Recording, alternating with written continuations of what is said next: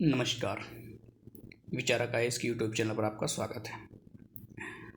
हम एक नई श्रृंखला शुरू कर रहे हैं और ये जो श्रृंखला होगी ये होगी केवल और केवल आपका यूपीएससी मेंस के मॉडल आंसर। ठीक है, मेंस का जनरल स्टडीज़। ठीक है, जनरल स्टडीज़ और ट्राई करेंगे इसी में एसए का भी कंप्लीट कर देंगे। ठीक है, एसए और जनरल स्टडीज़ मैंने शायद एक पोस्ट किया भी था कि ये जो श्रृंखला चलेगी इसमें लगभग लगभग 1000 से ऊपर क्वेश्चन के मॉडल आंसर कंप्लीट किए जाएंगे 2025 के मेंस तक। आज नहीं, 2025 के मेंस तक। ठीक है, इसमें आपको ध्यान क्या क्या रखना है, बस इतना देखिए। कहते हैं किसी चीज़ को बेनिफिट उठाना अलग चीज़ है और किसी चीज़ को बस वैसे ही जनरलाइज कर देना ये अलग चीज़ है। आपको बस ये ध्यान रखना है, अभी क्वेश्चन के आंसर थ्रू मैं समझा दूंगा, टेंशन मत लीजिए।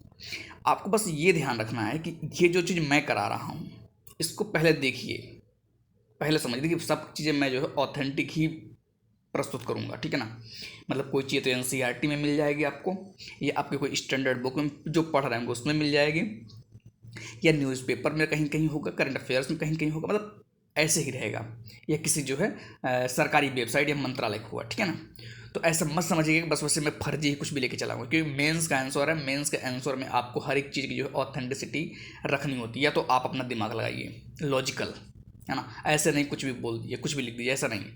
एक लॉजिकल माइंडसेट आपका जो है इसमें काम करना चाहिए, पहली चीज़। उसके बाद अगर हम मान लीजिए कि 1000 प्लस लेके जा रहे हैं तो क्या इसमें पूरा सिलेबस कंप्लीट हो जाएगा? बिल्कुल कंप्लीट हो जाएगा, रिवीजन भी हो जाएगा। इस तरह से मतलब बनाएंगे उसको, डिजाइन ऐसा करेंगे कि जो है रिवीजन हो जाएगा। अब सवाल ये आएगा आपके दिमाग में कि आप मेरे ऊपर क्यों भरोसा करेंगे, है ना। सवाल ये इतना ही आएगा कि आप जो मैं लिखा रहा हूँ, जो बता रहा हूँ, भरोसा क्यों करेंगे। देखिए, इसका एक ही लॉजिक है मेरे पास, मैं ज़्यादा कुछ इसमें नहीं कहूँगा, बस एक ही चीज़ कहूँगा। आप सेल्फ तो पढ़ेंगे ही पढ़ेंगे, ठीक है, आंसर सेल्फ लिखेंगे ही लिखेंगे, या कहीं से पढ़ रहे होंगे तो वहाँ से देख करके लिखेंगे ही लिखेंगे। किसी न किसी टॉपर से, किसी न किसी व्यक्ति की मॉडल आंसर चेक करेंगे ही करेंगे, तब जा करके उसको अपने लिखेंगे, फिर उसके बाद आप खुद चेक कराएंगे, फिर आपका कॉपी चेक होगा ही होगा। ठीक उसी तरीके से मैं जो ये काम कर रहा हूँ, आप अपने मॉडल आंसर को इसमें मैच कर सकते हैं। मेरे इसलिए इस जो आंसर मैंने लिखा है, जो मैं आपको लिख के बता रहा हूँ, इसमें क्या कमियां हैं क्या नहीं कमियां हैं तब आपको पता चलेगा। देखो ना, बिना किसी रेफरेंस पॉइंट से सही गलत का डिसीजन नहीं होता है, इसे ध्यान रखिएगा। अभी मैं आपसे एक प्रश्न क्रॉस क्वेश्चन करूं, मैं आपसे पूछूं कि ये बताइए कि मेंस का, जैसे मान लीजिए, अब मैं आपको दिखाता हूँ थोड़ा सा, अब एग्जाम्पल थ्रू करना तो और सही लगेगा। जैसे मैं आपसे कहूँ कि ये मेरे पास 2021 का पेपर है, ये मेरे पास 2021 का पेपर है मेंस का, ये ज्योग्राफी का क्वेश्चन है। ठीक है, इस 10 नंबर का क्वेश्चन है। इस पर लिखा क्या है क्वेश्चन में कि भारत को एक उपमहाद्वीप क्यों माना जाता है। ठीक है, विस्तार पूर्वक उत्तर दीजिए। देखिए सॉरी, 150 शब्दों में उत्तर देना। ठीक है, 10 नंबर का है, भारत को एक उपमहाद्वीप क्यों माना जाता है। अब मैं आपको बता रहा हूं, ये जो आंसर मैंने लिखा है, ठीक है, इस आंसर को इतना इतना लिखने, इतना मतलब 2 पेज होते हैं इसमें ना, तो 2 पेज लिखने में अगर आप मुझसे पूछेंगे कि आपने खुद ही जब इस आंसर को लिखा है कहीं कहीं से ढूंढ ढाड़ के, तो ये बताइए कि आप इसमें कितना नंबर देंगे, आप अपने खुद को कितना नंबर देंगे। तो मुझसे जब आप पूछेंगे, मैं कहूंगा कि मैं इसमें अगर खुद को नंबर देना हो तो मैं जानते कितना नंबर दूंगा, मैं दूंगा लगभग लगभग 6 से 7 नंबर। आपको तुरंत डाउट आएगा कि आखिर ऐसा क्यों, ऐसा क्यों आपको लगता है कि 6 से 7 नंबर ही में। और बता दूं मैं आपको, ये जो 6 से 7 नंबर वेरी है ना, इसके बीच में जो मैं बता रहा हूं, इसके बीच में वेरिएशन कहाँ है जानते हैं। इसके बीच में जो वेरिएशन आएगा वो आएगा, देखिए, छः छः तक तो, 6 नंबर 5 नंबर तक तो कंटेंट केवल होगा कि आपने कंटेंट लिखा, लेकिन वो कंटेंट भी वेरी कर जाए, वो कंटेंट भी नंबर को वेरी कर देगा जब उसमें सिली मिस्टेक होगा। सिली मिस्टेक कैसे, सिली मिस्टेक मान लीजिए आप लिख रहे हैं, आपकी जो है ये शब्दों की जो है पता चला कि प्रोनाउंस ये जो लिख रहे हैं मात्रा ही गलत लिख रहे हैं, शब्द ही गलत लिख रहे हैं, या लाइन ही गलत लिख रहे हैं, लिखने के किसी जेंडर में लिख किसी जेंडर में रहे हैं, या मतलब कि नहीं समझ में आ रहा है प्रेजेंट में लिख रहे हैं कि पास्ट में लिख रहे हैं, फ्यूचर में लिख रहे हैं, या आपको यही नहीं समझ में आ रहा है कि मुझे शब्दों का जो है तत्सम तद्भव कहाँ प्रयोग करना है। तो इन सबका जो है ये 2 नंबर 1 नंबर कटते हैं। और अगर आपने सब ब्लंडर ही कर दिया, सब उल्टा ही लिख दिया, फिर तो भाई बात ही खत्म, फिर तो 0 कर दिया है काट पीट कर। तो ये जो मैं बता रहा हूँ आपको, इसमें 6 से 7 नंबर का जो है एक एवरेज है ना। अगर आप इतना लिखते हैं तो उम्मीद है कि थोड़ा सा भी अगर इधर उधर नहीं हुआ, मतलब कि इरर कुछ नहीं हुआ, तो 6 से 7 नंबर आपको मिल जाएगा 10 में से। लेकिन वो भी नहीं मिलेगा तब जब आपने इरर पे इरर कर दिया है। अब आपके दिमाग में ये तुरंत आएगा कि आपको ये बात कैसे पता है कि ये क्वेश्चन मैं आपसे खुद क्रॉस क्वेश्चन करने वाला था कि आप ये बताइए कि आपको ये बात कैसे पता चला कि इसका आंसर क्या होगा। ये जो भाई 150 नंबर का जैसे एक होता है इंजीनियरिंग है, इंजीनियरिंग में क्या होता है ना कि आप एक क्वेश्चन उठाते हैं तो उसका आंसर फिक्स होता है, वो आंसर आएगा तभी आपको नंबर मिलेंगे, इसीलिए उसमें नंबर ज़्यादा मिलते हैं। लेकिन जो ये जीएस का होता है इसमें आंसर कुछ फिक्स नहीं होता है, इसी में कुछ कोई नया क्रिएटिविटी कर देगा, है ना। तो अब यहाँ पर जब आंसर चेक करने वाला होता है वो 5 नंबर प्लस माइनस लेके चलता है, प्लस माइनस कि 5 से नीचे ज़्यादा गड़बड़ किया 5 से कम कर दो, 4 कर दो, 4.5 कर दो, 3 कर दो। लेकिन अगर थोड़ा सा अच्छा लिखा है और अच्छा लिखा है तो मतलब 5 से 5.5 कर दो, 6 कर दो, मतलब ऐसे नंबर होते हैं। ठीक है, तो अगर आपको ये डाउट आए कि क्वेश्चन सही लिखा जा रहा गलत लिखा रहा तो उसको पहले तो ये पता चले सही क्या है गलत क्या है। और दूसरी चीज़, आपके पास या किसी के भी पास कोई मानक आंसर नहीं है। कुछ इस प्रीलिम्स में यूपीएससी आंसर रिलीज करती है लेकिन मेंस में कोई आंसर रिलीज नहीं होता है। ठीक है, तो बस ये है कि एक जो करते करते नंबर पता चल जाता है, जैसे टॉपर्स है उनके कॉपीज पता चल जाता है या कंटेंट्स पता चल जाता है कि यहाँ तक चीज़ें हो सकती है। ठीक है, तो ये हमारा पहला क्वेश्चन है, हम डिस्कस करते रहेंगे क्या क्या पॉइंट आएंगे क्या क्या चीज़ नहीं आएंगे, डिस्कस करते रहेंगे। ठीक है, अब अगर 6-7 नंबर मैं आपको बता रहा हूँ इसमें, तो अब देखते हैं इसमें कि क्या क्या लिखा गया है। ठीक, क्वेश्चन बस केवल क्या था, क्वेश्चन केवल क्या है कि भारत को एक उपमहाद्वीप क्यों माना जाता है, मतलब क्यों का उत्तर देना है केवल, और उसको विस्तार पूर्वक देना है। क्यों का उत्तर विस्तार पूर्वक देना है बस, मतलब बहुत छोटा क्वेश्चन है, इसलिए तो जो है 2 पेज में लिखना आपको। ठीक है, चलिए अब हम इसको जो है एनालिसिस पे शुरू करते हैं। ठीक, पैराग्राफ पहले इंट्रोडक्शन वाला पार्ट, इसमें क्या है, भारतीय उपमहाद्वीप दक्षिण एशिया में एक भौगोलिक क्षेत्र है। भारतीय उपमहाद्वीप दक्षिण एशिया में, देखिए ये क्रक्स है, समझ लीजिए कि पूरा मेंस का जो है कि क्रक्स होता है कि मतलब कि निचोड़ पूरा सब्जेक्ट यूज होता है। तो ठीक है ना, पढ़ाने वाला चीज़ नहीं है कि मतलब कि लाइन पढ़ वो जो है कि टाइम लगेगा, नहीं इसमें अच्छे से नहीं पढ़ेंगे सब कन्फ्यूज हो जाएगा।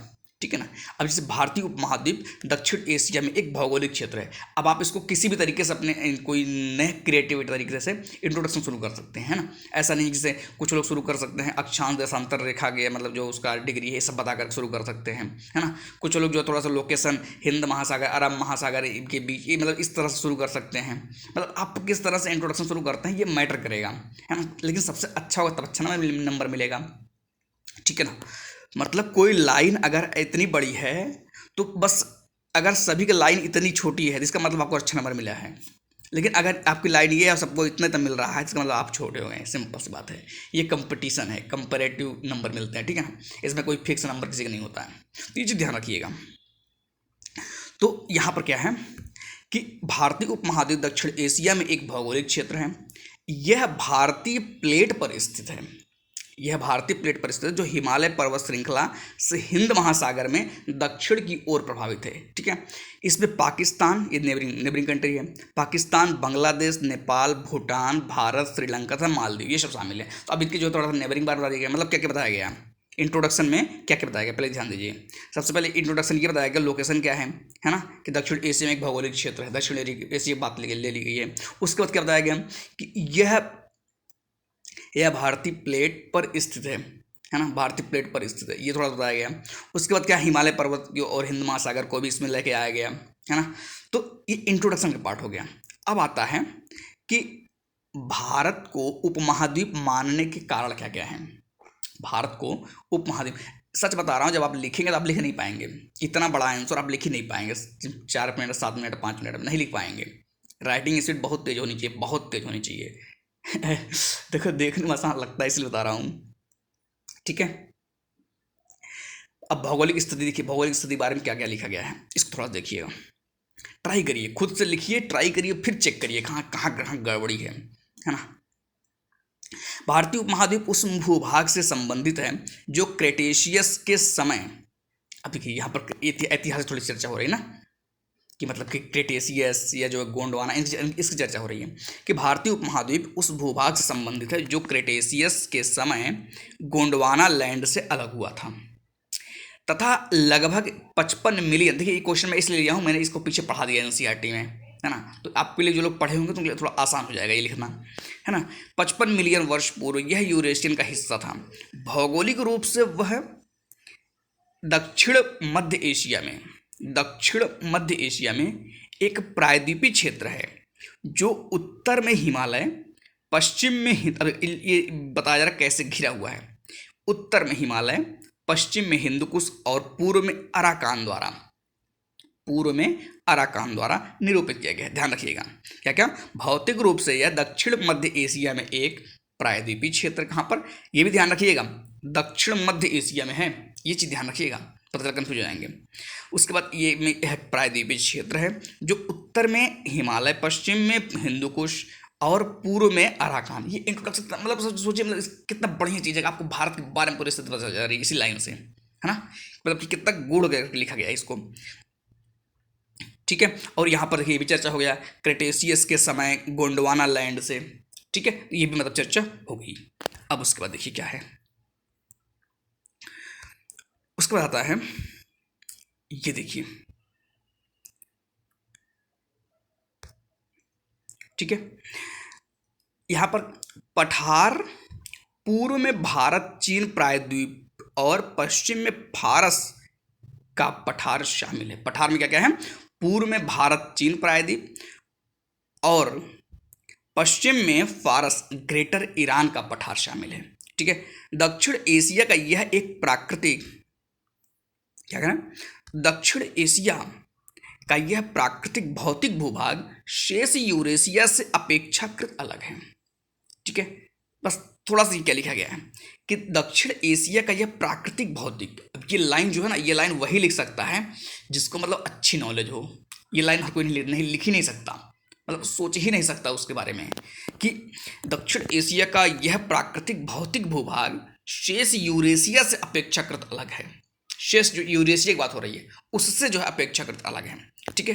अब देखिए हिमालय, काराकोरम और हिंदुकुश पर्वत, क्या क्या, हिमालय, काराकोरम और हिंदुकुश पर्वत इसकी उत्तरी सीमा बनाते हैं।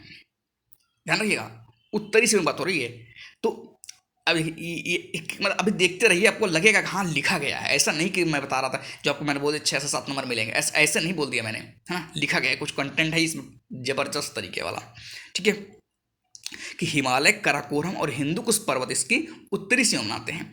अब जिनको प्रीलिम्स देना है तो उनको भी ये ध्यान रखना है ना, 2025 जो लोग प्रीलिम्स देंगे उनको भी ये ध्यान रखना है कि ये जो उत्तरी सीमा बनाते हैं, ये हिमालय, काराकोरम और हिंदुकुश पर्वत इसको उत्तरी सीमा बनाते हैं, ये सब जो कभी कभी छोटे छोटे क्वेश्चन बन जाता है प्रीलिम्स के लिए, ये भी ध्यान रखिएगा, ठीक है। उसके बाद क्या है कि पश्चिम में यह अब थोड़ा सा और ध्यान दें, पश्चिम बात हो रही है, पश्चिम में हिंदुकुश, सुलेमान पर्वत, किरथर पर्वत, बादुई पर्वतमाला किस श्रृंखलाओं से घिरा है। अब देखिए पश्चिम की बात इन्होंने कर दी, मतलब अब ये बताना चाह रहे हैं कि कहाँ कहाँ से कैसे घिरा हुआ है ना, विस्तार पूर्वक क्वेश्चन लिखा गया है, विस्तार पूर्वक लिखना है, तो आपको ये सब चीज़ डिटेलिंग करनी पड़ेगी। ऐसे नहीं कि भारत बस को 2-4 लाइन लिख दिए बस। मैंने मेंस की जो बताया था ना गाइडलाइंस यूपीएससी की, जो लोग देखे नहीं तो जाकर देखिएगा कि जो एक श्रृंखला मैंने बनाई है कि यूपीएससी के बारे में पहले जानो, सिलेबस बारे में, उसमें देखिए मैंने उस चीज़ जिक्र किया है। जब आप उसको समझेंगे तब आपको मजा आएगा, हाँ हाँ ये बात कुछ लॉजिकल है। इन पर्वतों की पश्चिमी सीमा ही भारतीय प्लेट की पश्चिमी सीमा है। क्या कह रहे हैं, ये जो पर्वत बता रहे हैं हिंदुकुश पर्वत, हिंदुकुश, सुलेमान या किरथर या बादुई, ये इनकी जो है पश्चिमी सीमा ही भारतीय प्लेट की पश्चिमी सीमा है, जहाँ अफगानिस्तान पाकिस्तान की सीमा लगी हुई है, जहां अफगानिस्तान पाकिस्तान की सीमा लगी हुई है। तो ये चीज़ जो है आपको एक आउटलाइन दे दिया कि भारत की स्थिति क्या है। अभी देखिए, अभी और भी है, विस्तार में लिखना है, ऐसे नहीं। देखिए ये एक मैप यूज कर दिया गया है।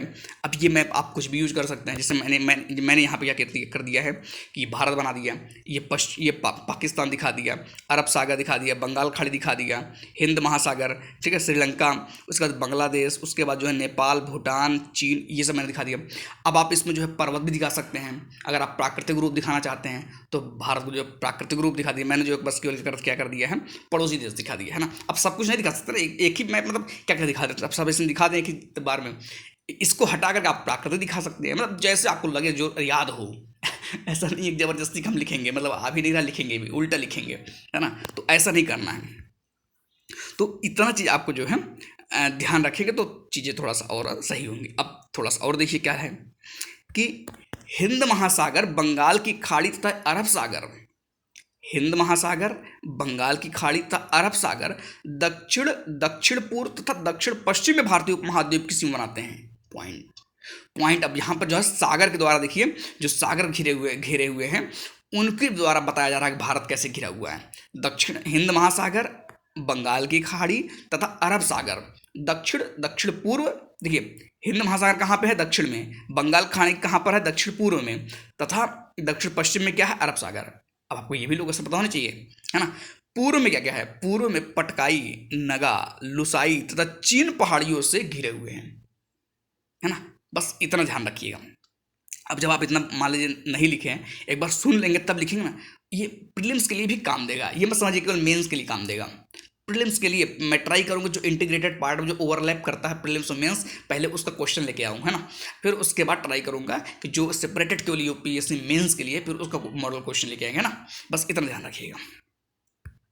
चलिए उसके बाद आता है क्या, ये देखिए, अब बात करते हैं थोड़ा सा जनसंख्या के बारे में, है ना। भारतीय उपमहाद्वीप कहे जाने की पृष्ठभूमि का एक महत्वपूर्ण कारक भारत तथा इसके पड़ोसी देशों की जनसंख्या का स्वरूप भी है। आप लिख सकते हैं इसको। अगर आपको आंकड़े भी पता हो, आंकड़े कुछ याद हो, आंकड़े दे दीजिए, कोई दिक्कत नहीं है ना। तो और थोड़ा सा बढ़ जाएगा, या आंकड़े दे दीजिए, या कुछ और आपको लगता है जनसंख्या के बारे में कुछ अच्छी चीज़ें, दो एक लाइन आपको लगता है तो आप वो भी दे सकते हैं, है ना। क्रिएटिविटी हमेशा जगह होनी चाहिए, ऐसा नहीं कि फिक्स कर लीजिए, नहीं मैं यही लिखूंगा, नहीं, जो है उसको अपने आप से बनाते रहिए। उसके बाद क्या है, विविधता में एकता। अब ये भी एक पार्ट हो सकता है, पॉइंट हो सकता है। भारतीय उपमहाद्वीप में भाषा तथा धर्मों में विविधता पाई जाती है। भारतीय उपमहाद्वीप में भाषा तथा धर्मों में विविधता पाई जाती है। इस क्षेत्र में विश्व के सभी धर्म उपस्थित हैं। इस क्षेत्र में विश्व के सभी धर्म उपस्थित, ये सब पता है आपको, ऐसा नहीं पता नहीं है। हो सकता है जियोग्राफी वाला जो पहला भी इसका पॉइंट डिस्कस कर रहे हो सकता है वो आपको ना पता हो, लेकिन ये सब आपको पता है। अनेक भाषाएं इस क्षेत्र में बोली जाती हैं। एक साथ अनेक धर्मों और भाषाओं से जुड़े लोग एक विस्तृत आयाम का निर्माण करते हैं। अब उसके बाद क्या है, उसके बाद आ जाइए, ये राजनीतिक पहचान ये क्या है। भारत की विश्व पटल पर विशिष्ट राजनीतिक पहचान है। भारत की, ध्यान दीजिएगा, भारत की विश्व पटल पर विशिष्ट राजनीतिक पहचान है। अब देखिए राजनीतिक बारे में चर्चा हो रही है तो राजनीतिक बारे में आपने पॉलिटी जरूर पढ़ा होगा। पॉलिटी में ये सब क्या इंट्रोडक्टरी पार्ट होता है जो लिखा जा रहा है इसमें, मतलब छोटे छोटे पॉइंट होते हैं कि यह विश्व का सबसे बड़ा लोकतंत्र है। भारतीय संविधान एक विस्तृत राजनीतिक दस्तावेज है। समाजवाद तथा धर्मनिरपेक्षता के प्रति भारत की चेतना प्रभावपूर्ण है ना। ये आप देखिए यहाँ पर संविधान के बारे में थोड़ा चर्चा हो गया। अब उसके बाद क्या आता है, वन्य तथा वन्यजीव के बारे में चर्चा कर लेते हैं। देखिए आपके पास और भी स्कोप होते हैं, जैसे आप सोसाइटी के बारे में चर्चा कर लीजिए, या आपको लगे कुछ और नया इकोनॉमी वगैरह से रिलेटेड, उसको मतलब जितना ओपन करने का प्रयास हो सकता करिए, है ना। एक ही चीज़ आपको बदलना नहीं कि यही मेन आंसर नहीं। जितना डायमेंशन चेंज करेंगे नंबर उसी से मिलते हैं। दो जो बता रहे, 2 1 नंबर 3 नंबर ऐसे दूर होते हैं, तो ऐसे हमेशा वो रहते ही जो कॉपी चेक करना हो तो वो अपना हाथ में रखते ही है 3 नंबर 4 नंबर इधर तो करने के लिए, है ना। लेकिन फिक्स जो है 2-3 नंबर रखते हैं, हाँ इसमें देना ही देना है। अगर क्वेश्चन छोड़ा नहीं गया है या कुछ बहुत गलत नहीं लिखा गया है तो देने का प्रयास करते हैं, चलो 2-3 नंबर तो दे ही देते, कितना भी गिरा रहे 2 नंबर 2.5 नंबर तक दे देते हैं, है ना, ताकि लगे कि हाँ जो है लिखा है लगे कुछ ना कुछ, है ना। अब आता है वन तथा वन्य जीव। वन तथा वन्य जीव। भारत अपने प्राकृतिक सौंदर्य, वन तथा वन्य जीवों की विशालता के कारण भी उपमहाद्वीप की संज्ञा प्राप्त करता है। देखिए ये लाइन आपको लगेगा यार ये तो नहीं, मतलब कि गलत लग रहा है, सही लग रहा है, आप सोचेंगे वहाँ पे पेपर में बैठ के तो, लेकिन ये जो लाइन है ये लाइन आप सोच के लिखेंगे तो थोड़ा सा इंटरलिंकिंग लगता है, हाँ यार सोच रहा है कोई, है ना, ऐसा नहीं कि बस रट कर गया है, सोच रहा है कोई। भारत में सदाबहार वनों की अधिकता है, क्या बात है। अब ये लाइन याद रखे रहिए हमेशा, जब भी मेंस में ज्योग्राफी से रिलेटेड कुछ आए तो ये लाइन, जैसे भारत के बारे में कुछ लिखने का है तुरंत लपेट दीजिए उसी में कि भारत में सदाबहार वनों की अधिकता, ठीक है। देश के कई क्षेत्र हॉटस्पॉट के रूप में चिन्हित हैं। देश के कई क्षेत्र हैं जो हॉटस्पॉट के रूप में चिन्हित हैं, ठीक है। भारत में वन्य जीवों की प्रजातियों की एक लंबी श्रृंखला है। भारत में वन्य जीवों की प्रजातियों की एक लंबी श्रृंखला है जो इस देश के विस्तार को रेखांकित करती है। बस हो गया काम भर का। अब ये मेन बॉडी था पूरा जो 3-4-5 पॉइंट बताया गया, ये क्या था, ये पूरा मेन बॉडी था। अब आ जाइए कंक्लूजन पे, निष्कर्ष में क्या लिखा गया है। अब देखिए ध्यान दीजिएगा, कभी कभी निष्कर्ष रट के जाना चाहिए, निष्कर्स कंक्लूजन बना के अपना रट के जाना चाहिए, या इंट्रोडक्शन रट के जाना चाहिए। हाँ ये आएगा तो हम यही लिखेंगे, कुछ भी मतलब लगेगा तो इसी में जोड़ करके हम आंसर का जो फॉर्मेट ऐसे ही बनाएंगे, है ना। जैसे होता है ना बैट्समैन जो जाता है पिच पे तो वो जानता है कि अच्छा ये बॉलर आएगा तो हमको ऐसे उठा के मारना पहले, या बॉलर भी जानता रहता है अच्छा जी ऐसे खेले उठा के इसको ऐसे थोड़ा सा करेंगे तो इधर से करेगा वो आउट हो चला जाएगा। और ऐसा होता है, ऐसा नहीं होता, ऐसा होता है। तो आपको भी तैयार रखना है ऐसे ही कि मतलब क्या क्वेश्चन अगर ऐसा आया तो मैं ऐसे लेके आऊँगा चाहे जो हो जाए, ठीक है ना। भारत को भौगोलिक आधार पर भारतीय उपमहाद्वीप कहा जाता है, किंतु इस संज्ञा को राजनीतिक रूप से समर्थन प्राप्त है। ऐतिहासिक रूप से इस भाग के एक समान सांस्कृतिक प्रवृत्तियों से जुड़े होने के कारण भारतीय उपमहाद्वीप एक सजीव तथा सचेतन भौगोलिक क्षेत्र है। ये आपका पूरा क्या था, आंसर था। तो इसी तरीके से हम पूरा जो है मॉडल आंसर डिस्कस करते चलेंगे। इसमें कोई घबराने की बात नहीं, पूरा मेंस का चलेगा आराम से। पेपर 1, पेपर 2, पेपर 3, पेपर 4, उसके बाद जो निबंध का भी 2-3-10-15 भी करा देंगे ना तो बहुत हो जाएगा निबंध का भी, है ना।